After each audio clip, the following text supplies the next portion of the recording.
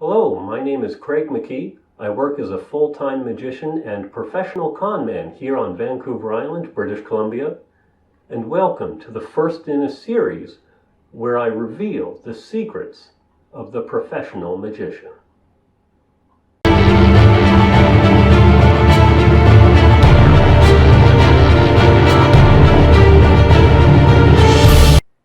Now that's an introduction. I suppose now would be a good time to tell you to subscribe, to like, just so that you don't miss any of these secrets, which are meant to build you up as a professional performer. Now, the first secret that I get to reveal to you is a secret that many, many professional magicians really wish wasn't a secret.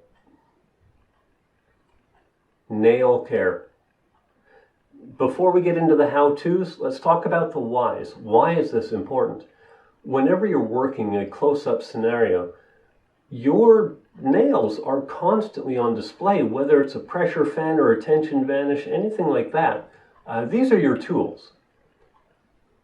Now, it's a very subtle thing, but keeping your tools clean is an expression of whether or not you take yourself seriously.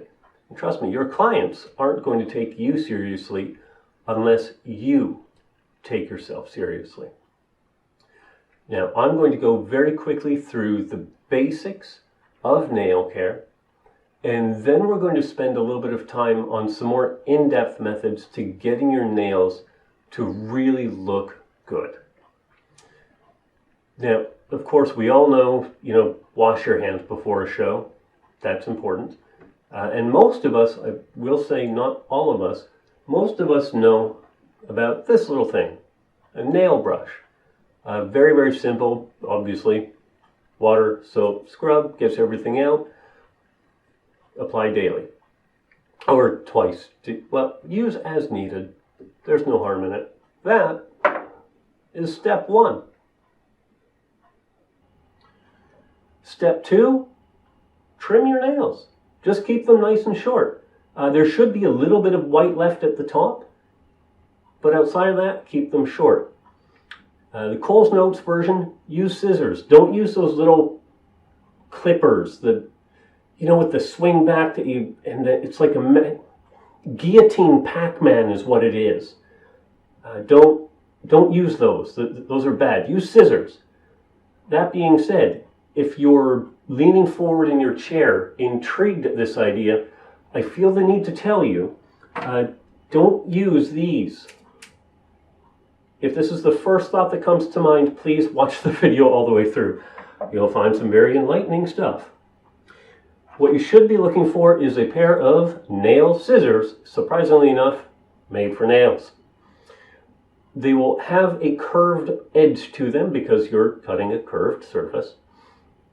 These ones, I admit, are fairly large. Most nail scissors you're going to find are anywhere from half to about 2/3 this size. I just happen to have found this pair. I like them. Keep them sharp. There you go. Step two, nice and simple. Step three, also nice and simple. It's something called a nail, well, it's not called a nail file. I found that out. It's called an emery board. Apparently, this is an important distinction. These are very simple to use as long as you know what the heck you're using them for. You don't just kind of go to town and hope something happens. First off, doing this kind of thing is very wrong for two reasons. One, it's not the right size of the board, so it's not going to do anything. Two, if you go back and forth, you're just shredding your nail. That's all you're doing is shredding your nail. You don't want to do that. You want to use just singular direction, long strokes. And all you're doing with this step is you're shaping the curve of the nail. You don't want one that looks lopsided, so you just use this to shape it out. That's all it is. That's an emery board. Simple. Step four. Yes, there is a step four. This is where I start to lose some of you, which is good. I hope that we're putting knowledge out there. Something absolutely revolutionary is called a buffing block. Now, I just happen to have purchased mine in bright, pretty colors because I like it. Shut up. If you've never used a buffing block before, don't worry, they got you covered.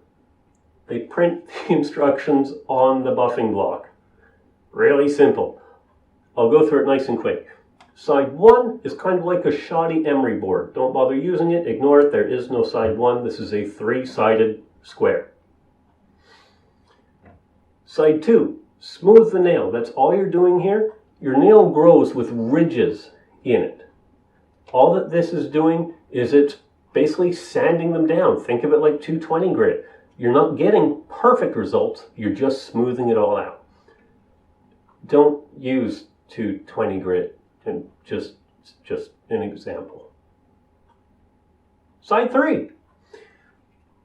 Side 3, smooth the nail. Now we're getting up there, and you're really taking off all the ridges. You're getting everything nice and neat. It's getting it ready for side 4 is what it is.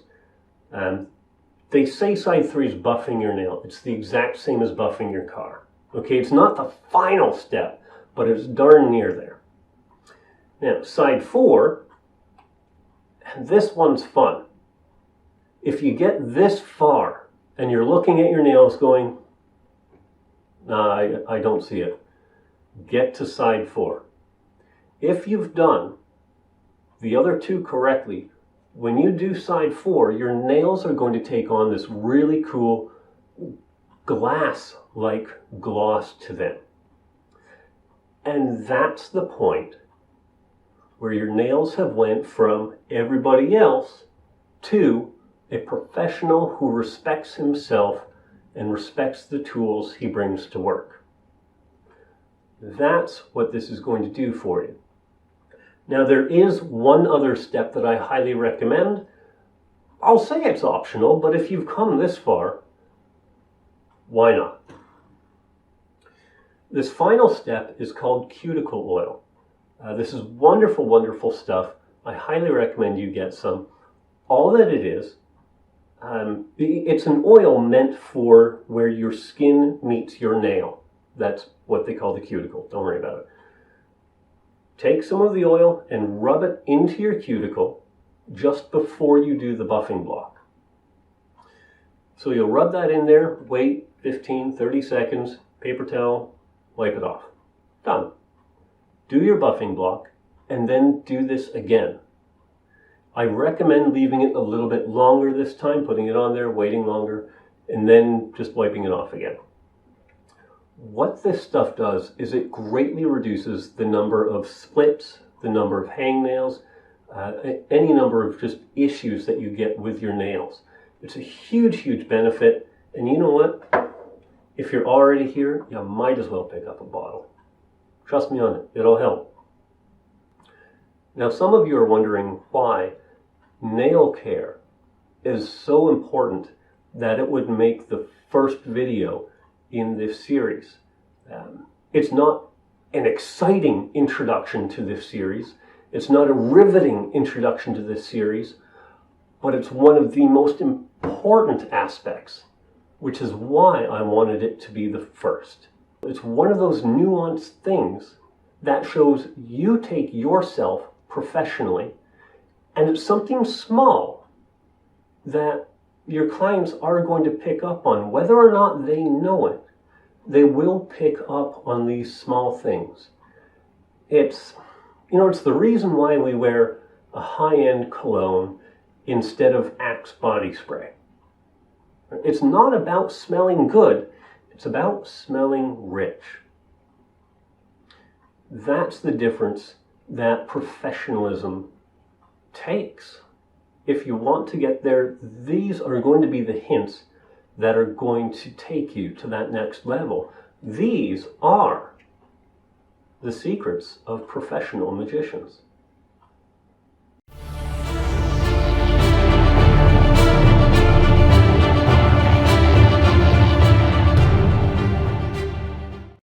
What this is going to do is it's going to greatly reduce the number of snags, hangovers, boy, that'd be nice, hangnails,